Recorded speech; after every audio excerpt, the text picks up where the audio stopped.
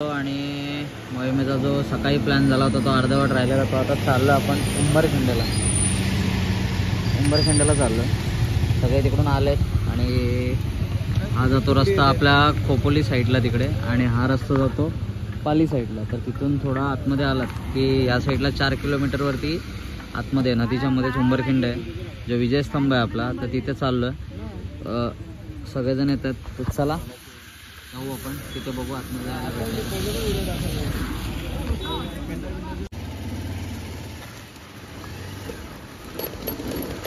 नाही ते फक्त दाखवायला आपल्याला हवेपासून इथे आतमध्ये जायचंय.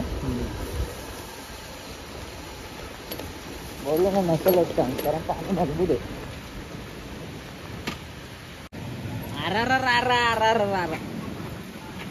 गाईस पाणी जास्त असल्यामुळे आपण पुढे जात नाही आहोत, अवॉइड करतो, कारण आपण रिस्क घेऊ शकत नाही एवढ्या पाण्यात उतरायची. तर त्यामुळे आपण लांबूनच उंबरखिंड बघूया. तुम्हाला समोर दिसतंय तो विजयस्तंभ आहे आणि हे आपल्या परिवारातले सर्व सदस्य आहेत. आपण रोप आणले पण आपल्याला रिस्क नाही घ्यायची, त्यामुळे आपण लांबूनच बघू. काय इतिहास आहे तो जाणून घेऊ. प्राजदादा आणि महेशदादा सांगतील आपल्याला. तर चला.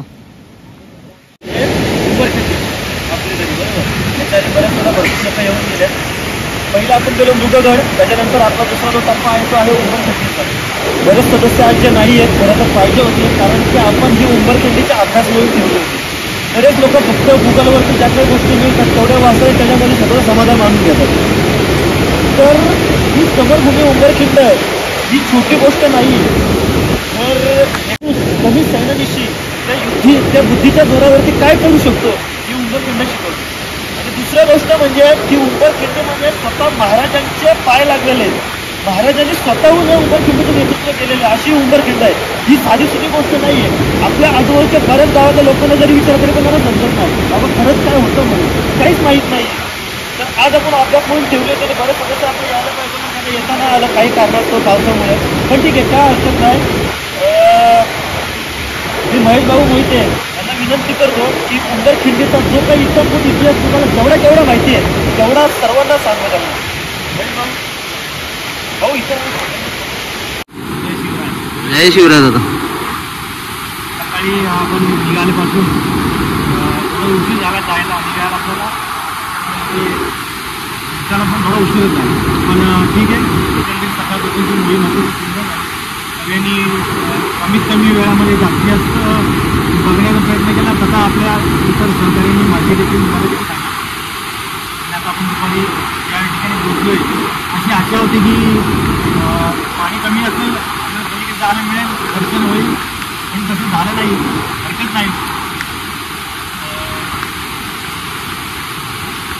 या ठिकाणी आले, साधारण खोपोलीपासून एक 12-15 किलोमीटरवरती ठिकाण आहे. स्तंभ बघतोय आणि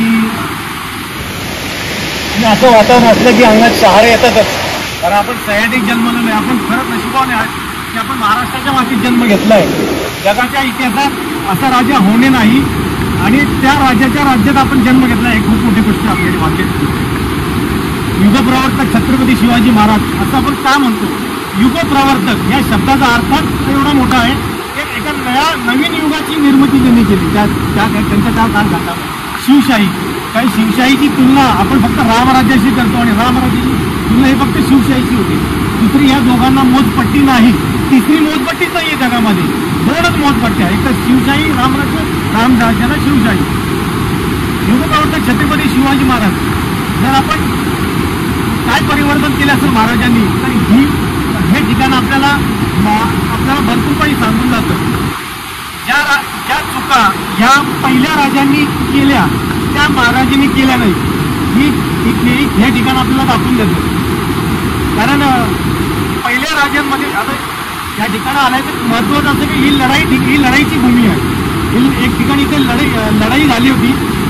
तर पहिले राजे हे 4 त्यांच्याकडं गोष्टी असतात. एक हत्तीदळ, दुसरं रथदळ, तिसरं घोडदळ आणि चौथं पायदळ, अशी 4 दळं असायची पहिल्या राजांकडे. पण महाराजांनी फक्त यातली 2 काढून टाकली, 2च ठेवली. एक घोडदळ, दुसरं पायदळ.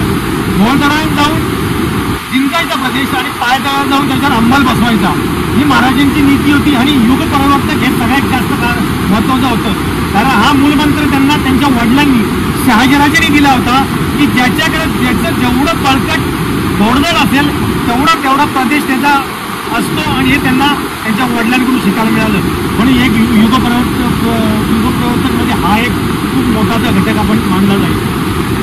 इथल्या लढाईचे आपण 3 विभागामध्ये माहिती घेऊया, कारण कुठल्याही गोष्टीचा भूतकाळ काय असेल आणि वर्तमान काळ असेल आणि त्यानंतर त्याचे झालेले भविष्यामध्ये त्या युद्धाचे झालेले परिणाम काय असतील हे आपण जाणून घ्यायचा प्रयत्न करू.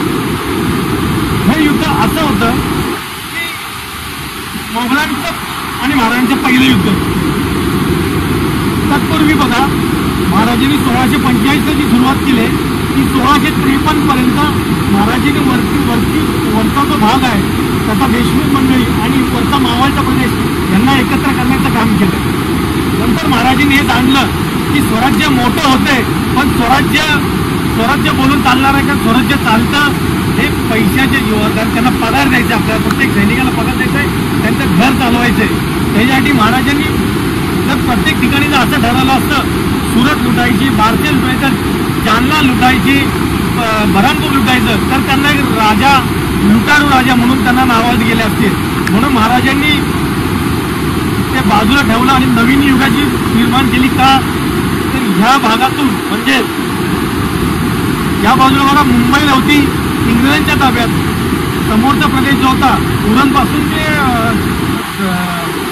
खंडाराज आपण हे म्हणतो जंजिरा, हे सिद्ध्यांच्या ताब्यात होते.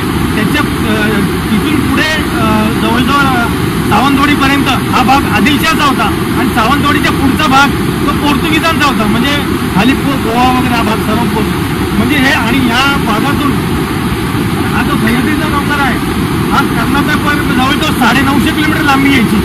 इथून गुजरातपासून महाराष्ट्रातून ते कर्नाटकात जातो 950 किलोमीटर आणि त्यातला 750 किलोमीटर हा आपला महाराष्ट्रातून जातो. या सह्याद्रीमुळे 2 भाग पडतात, कोकण आणि वरती पश्चिम महाराष्ट्र म्हणजे तो पठारी प्रदेश.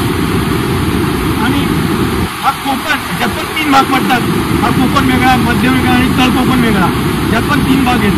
तर ह्या 750 किलोमीटरच्या परिसरामध्ये आपण जर बघितलं तर इकडून आपला लोणावळा खंडाळ्याचा घाट, इकडून तामिनी घाट, हा आपला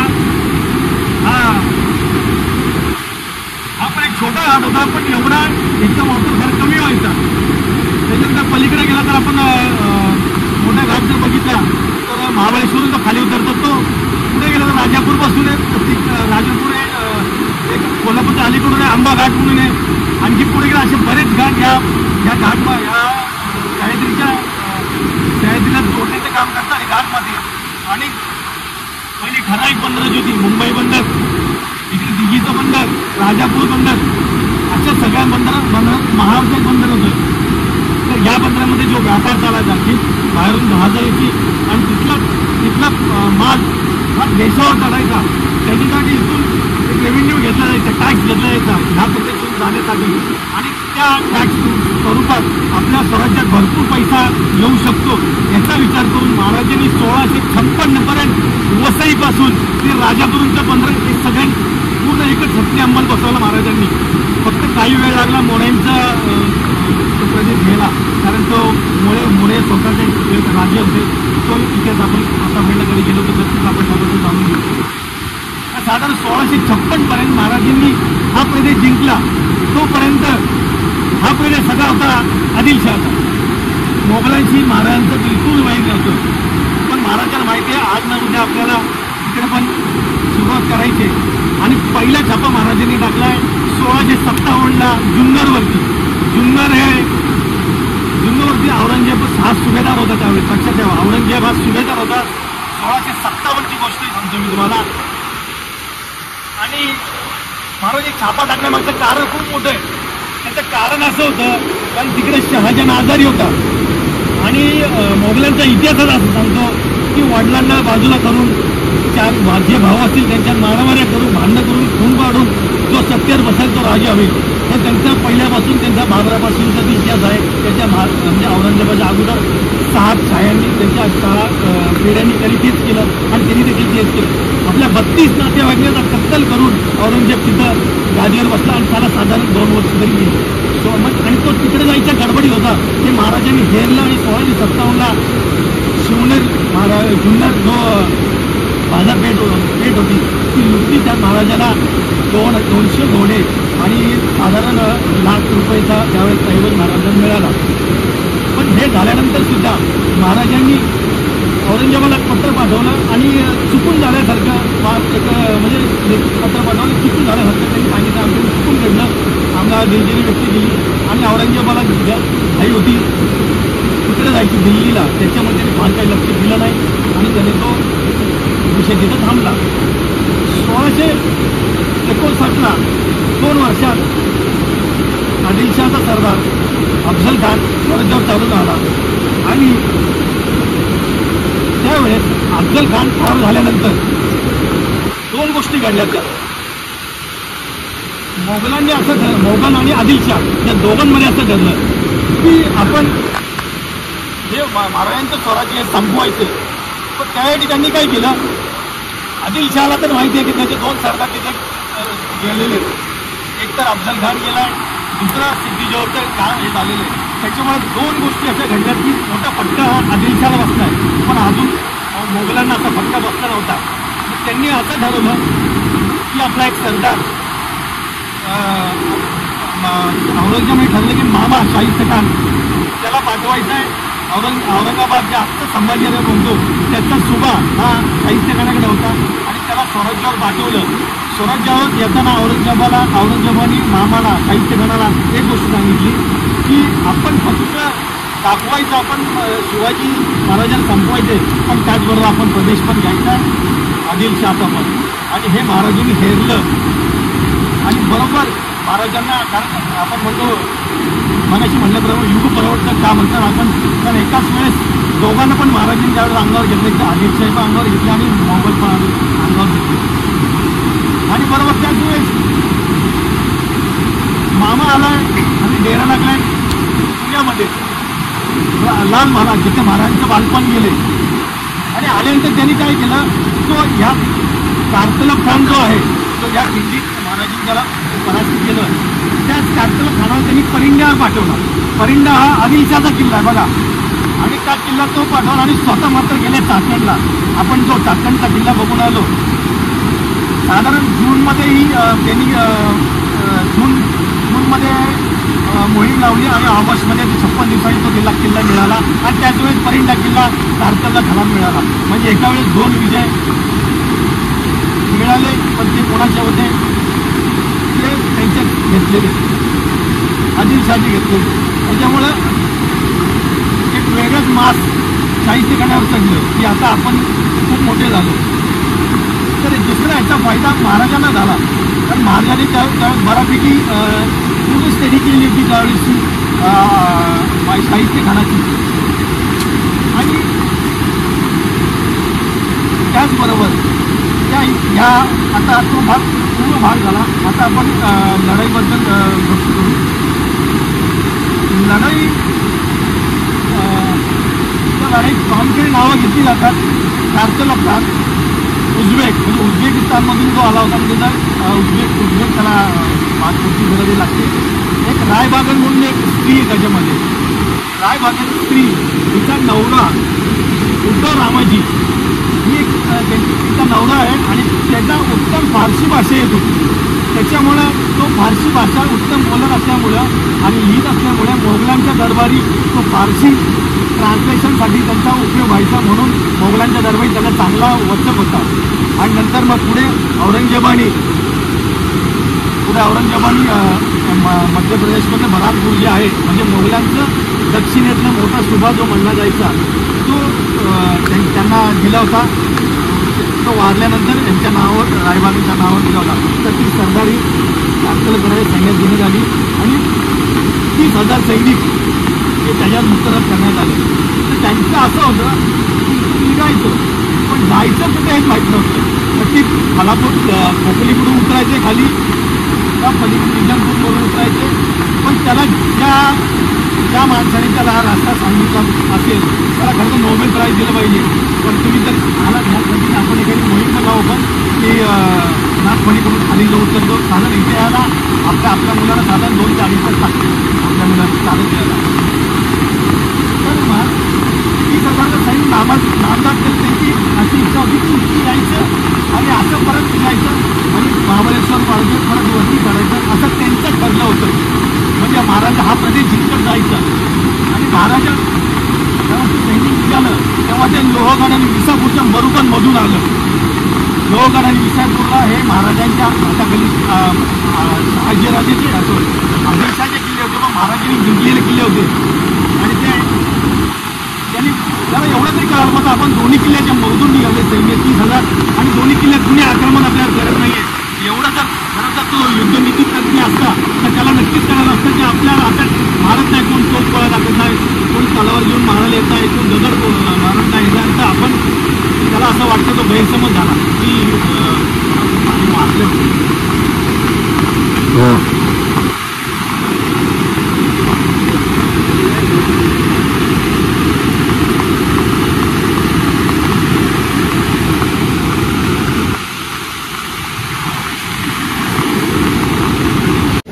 गावच्या पठारावरून थांबलं आणि खाली उतरायला चालू केला. जोपर्यंत शेवटचा सैनिक खाली येत नाही तोपर्यंत मावळेवरती शांतच होते. शेवटचा सैनिक खाली आला आणि नेताजी पालकरांनी ती खिंड मागच्या बाजूने बंद केली. 5,000 सैनिकांनी. नेताजींना महाराजांचा एकच संदेश होता की खाली काही होऊ दे, तुम्ही खाली यायचं नाही, तुम्ही वरती त्याला कापून काढायचं. एकच महाराजांना संदेश नेताजींसाठी होता. सैनिक खाली आले तोपर्यंत सगळी शांतता होती. इतिहास असा सांगतो की महाराजांबरोबर त्यावेळेस 5,000 सैनिक होते या ठिकाणी. आणि जसं हे सैनिक मागे छावणी लावे छावणी ॲक्च्युली म्हणजे त्याचं नाव छावणी याच्यावर लक्ष ठेवण्यात आली. छावणी असावी या आपण गावाचं नाव छावणी असं म्हणतात. पहिलं छावणी होतं, आता छावणी झालं.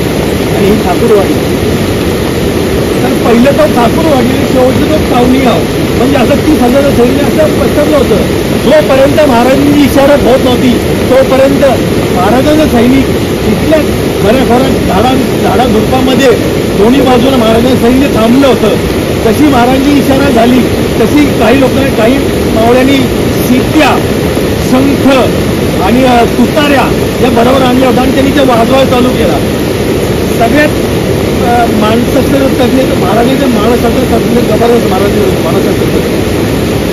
कारण अचानक जर पटकन म्हणणार वाघ आला तर पटकन एखादा अटॅक येऊ शकतो. म्हणजे पटकन माणूस घाबरून जाईल. आणि अचानक या जंगलामधून जर शंख आणि तुतारा वाजायला लागल्या त्यांना कळायला झालं काय अचानक आवाज कुठे यायला लागले आणि अचानक कुठून तरी दगड येतोय आणि भाला येतोय, बाण येत आहेत आणि ते सैनिक घालायला लागलं.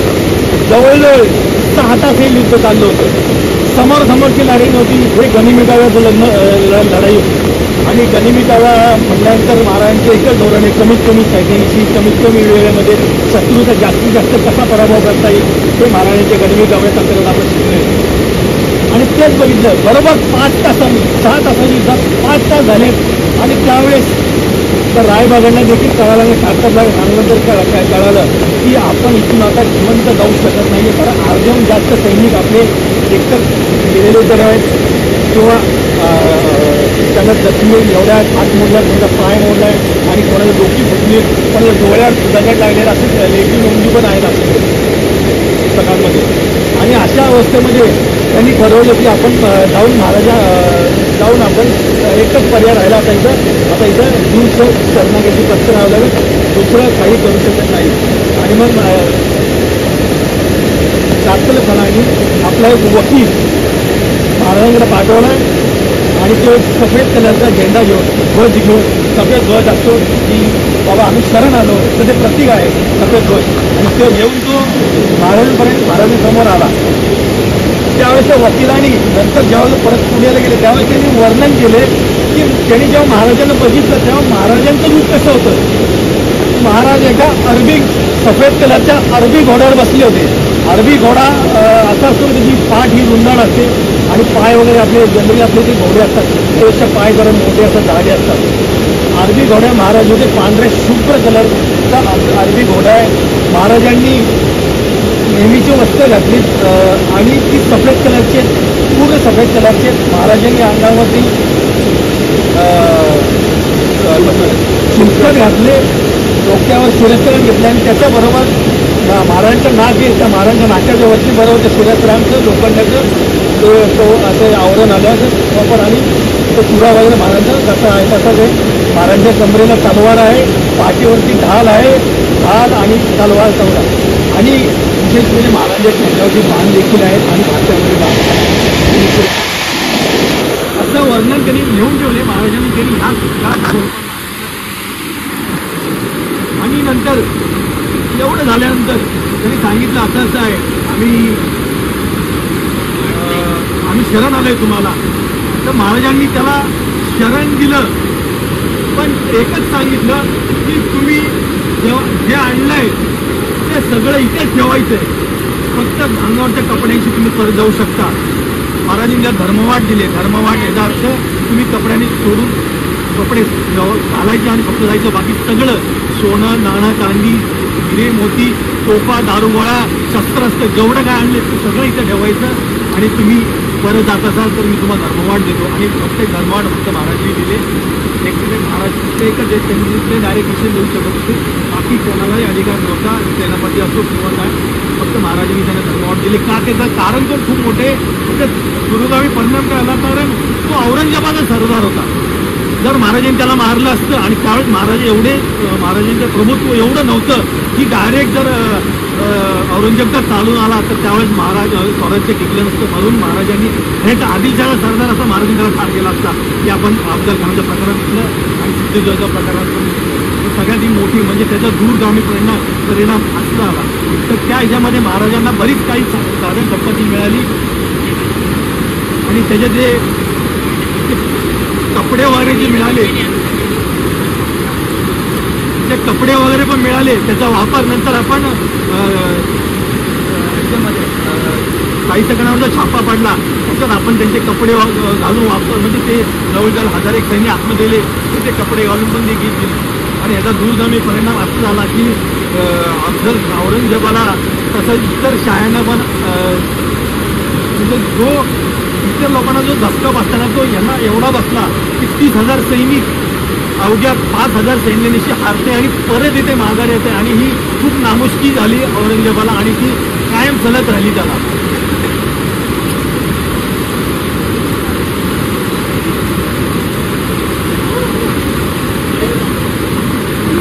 उंबरखेडीचा इतिहास चालू होता, पण पाणी एवढं वाढलंय की त्या ठिकाणी आम्ही बसलो होतो. तर तिथून आता उठायला लागलंय आणि 2 ते 3 सेकंदच आतमध्ये ना एवढं पाणी वाढलं. तिथे बसलो होतो. आता बघतो सगळे सदस्य इकडे या साईडला आलेत आणि पाणी बघा किती पाण्याची बाटली वाढले, चाललेत सगळे. आता उर्वरित इतिहास आपण तिकडे बघूया. चला, ती बघा उंबरखिंड विजयस्तंभ आहे तो. महाराजांचा आहे, महाराजांनी स्वतः हस्तलिखित आहे आणि ते स्वतः आज्ञापत्रकात असं लिहिलं आहे की हे जंगलासाठी आहे. म्हणजे रयत्यांनी जंगलामध्ये जी सागवान वृक्ष आहेत ती सागवान वृक्ष तोडू नयेत. जर ती सागवान वृक्ष ही सरकारच्या मालकीची म्हणजे स्वराज्याच्या मालकीची असतील तर ती रीतसर स्वराज्याचा लेखी पत्रव्यवहार करून, जर ती तुटलेली असतील तर लेखी पत्रव्यवहार करून ती वापरण्यात यावी. दुसरी गोष्ट, जर मोठी मोठी वृक्ष म्हणाल तर फणस, बाबूळ, वड, आंबा ही वृक्ष जर कोणाच्या मालकीची असतील ती देखील ज्यांनी त्यांनी तोडू नये. मालकीची असलेल्या लोकांनी पण जर तुम्हाला तोडायची असेल तर ती सरकारी परवानगी घ्यावी, कारण ही वृक्ष 1-2 वर्षात लावल्यावर वाढत नाहीत. हिला कमीत कमी 30 ते 40 वर्ष हे झाड मोठं व्हायला लागतं आणि त्याला जेवढा वेळ लागतो वाढायला. बाकी निलगिरी सारखी गोष्टी 1-2 वर्षात मोठे होतात. तिसरं, जर ते तुम्हाला तोडायचे असेल ते पण सरकारी नियमानुसार तुम्हाला तोडून घ्यायला लागेल.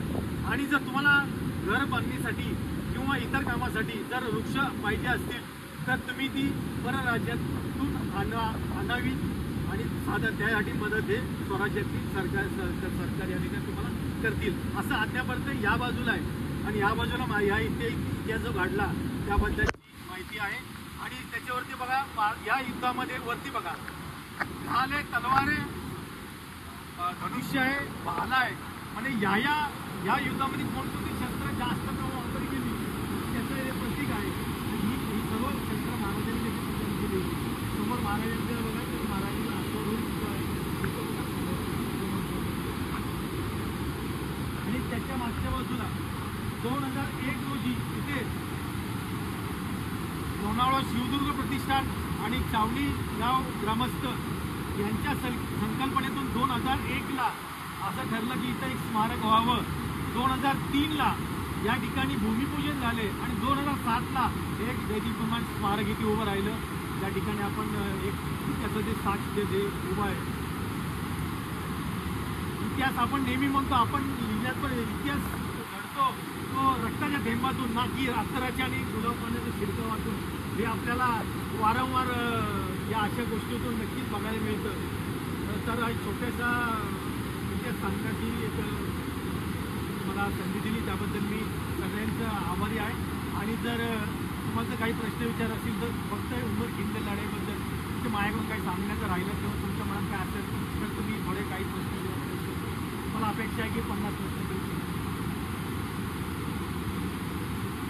प्रमुख